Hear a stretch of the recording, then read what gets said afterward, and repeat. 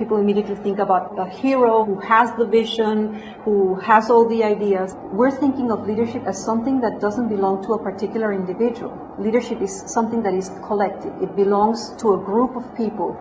So we have identified a series of practices that really help us better understand how leadership happens. Leadership happens best when people manage paradox in an artful way. So, for example, we've identified one of the paradoxes that people confront in this context is the paradox between being inclusive and developing democratic processes, while at the same time making sure that things happen at a relatively expedient pace, and making sure that there is action, that you don't get paralyzed, and that the process doesn't take over. And so traditionally people have said, well, sometimes you can't be democratic, you have to be expedient.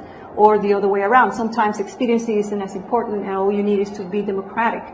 So here you have two competing demands that in the traditional way of thinking about this, you would say, well, what you have to do to manage effectively that paradox is that you have to figure out the trade-offs and choose one over the other. And what we've noticed in the people who work in these types of organizations is that they don't want to give up any of the two sides of the demand, and that what they do best is live with the paradox.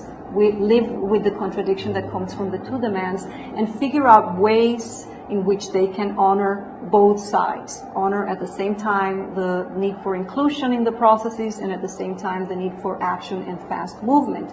And it's in honoring this and finding ways to move forward that you actually come up with processes that are effective. If you were to give up one of the two demands, you would be giving up something that is important for the work.